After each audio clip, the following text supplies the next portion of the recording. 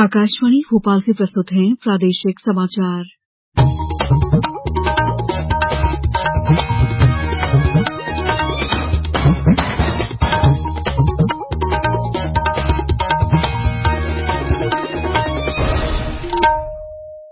नमस्कार, समाचारों के साथ मैं दीपा सिंह।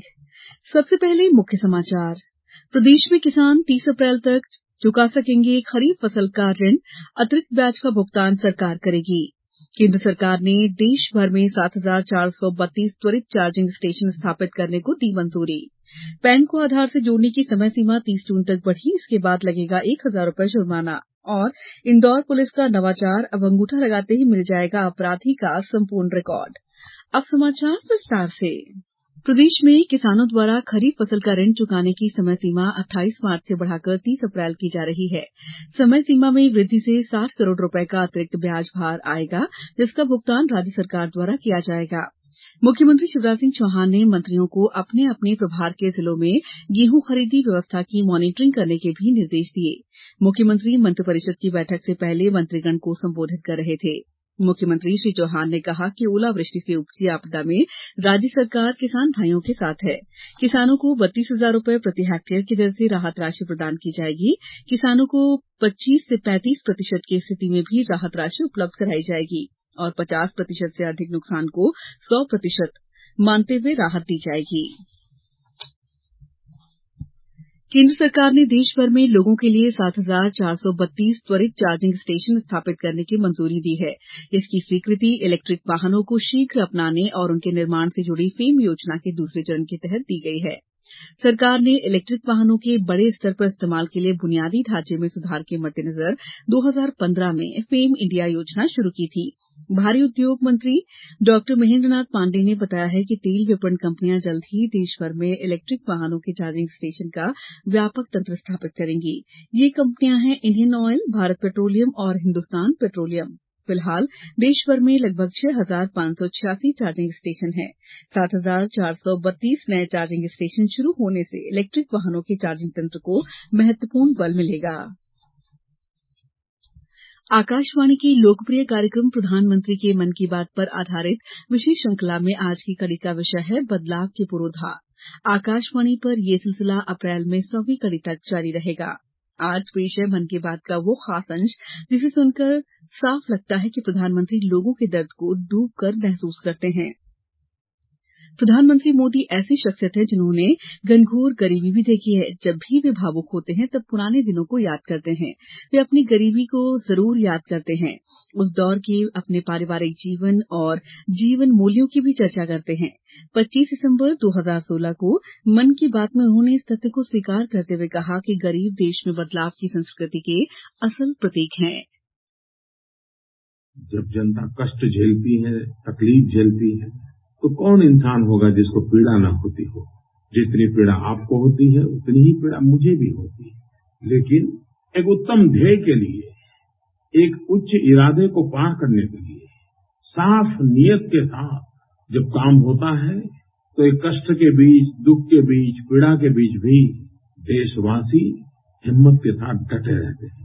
ये लोग ही असल में एजेंट ऑफ चेंज, बदलाव के पुरोधा है। मुख्यमंत्री लाडली बहना योजना में अब तक 6,96,522 आवेदन भरे जा चुके हैं। 3 दिन के अनुभवों से सामने आई परेशानियों को दूर करने के प्रयास किए जा रहे हैं। राज्य सरकार द्वारा ई-केवाईसी के लिए राशि उपलब्ध कराई जा रही है। कुछ स्थानों से ई-केवाईसी के लिए पैसा मांगने की शिकायतें भी प्राप्त हुई हैं। इस पर त्वरित कार्रवाई करते हुए दोषियों को दंडित किया गया है। समाचारों में वक्त है ब्रेक का। ये समाचार आप आकाशवाणी भोपाल से सुन रहे हैं। हमारे समाचारों को अब आप कभी भी और कहीं भी अपनी सुविधा के अनुसार सुन सकते हैं। ये समाचार बुलेटिन YouTube, ट्विटर और फेसबुक पर AIR न्यूज भोपाल पेज पर भी सुने जा सकते हैं। इसके अलावा आप हमारी वेबसाइट newsonair.nic.in पर अथवा AIR न्यूज ऐप पर भी समाचार सुन सकते हैं।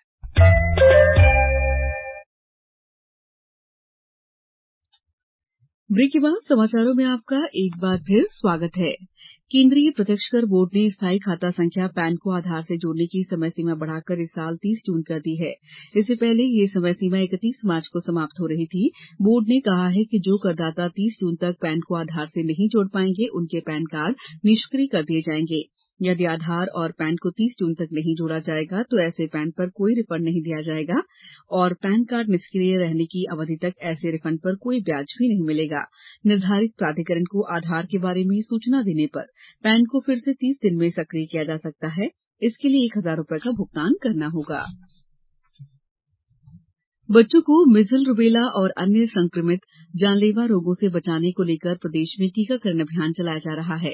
इस निर्मूलन अभियान में जन जागरूकता के लिए भोपाल में आज मीडिया कार्यशाला का आयोजन किया गया। कार्यक्रम की मुख्य अतिथि लोक स्वास्थ्य और परिवार कल्याण मंत्री डॉ प्रभुराम चौधरी ने मीजल रोग की भयावहता और इसके प्रति लोगों को जागरूक करने में मीडिया की भूमिका पर प्रकाश डाला।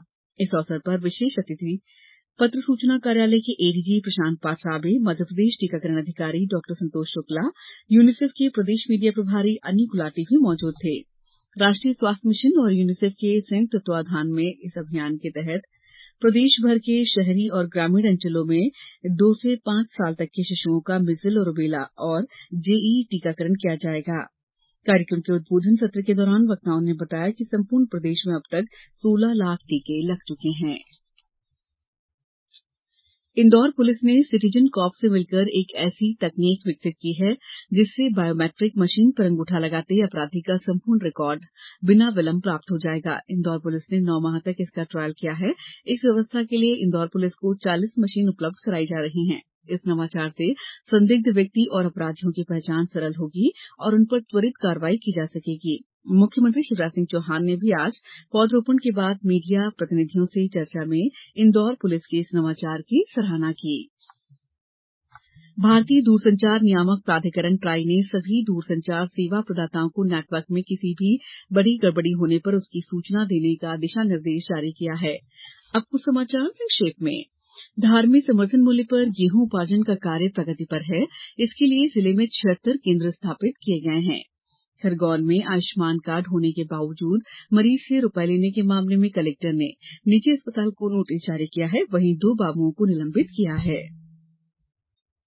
झाबुआ में विशेष प्रचार अभियान के तहत राज्य सरकार की 3 साल की उपलब्धियों और विभिन्न योजनाओं पर केंद्रित प्रचार रथ को आज कलेक्टर द्वारा हरी झंडी दिखाकर रवाना किया गया। खंडवा में नेहरू युवा केंद्र में राष्ट्रीय युवा स्वयंसेवक चयन के लिए 3 अप्रैल तक आवेदन आमंत्रित किए गए हैं। मुरैना में न्यायालय और वकीलों के बीच का गतिरोध नहीं समाप्त होने के चलते वकीलों की हड़ताल आज भी जारी रही। हालांकि मध्यप्रदेश स्टेट बार काउंसिल ने हड़ताल स्थगित करने और कल से काम पर लौटने का अनुरोध किया है। जबलपुर के शाहपुरा भिटौनी रेलवे स्टेशन के पास से चोरी गई रेल पटरियों के मामले में आरपीएफ ने एक आरोपी को गिरफ्तार किया है। इस बुलेटिन में इतना ही। दीजिए इजाजत। नमस्कार।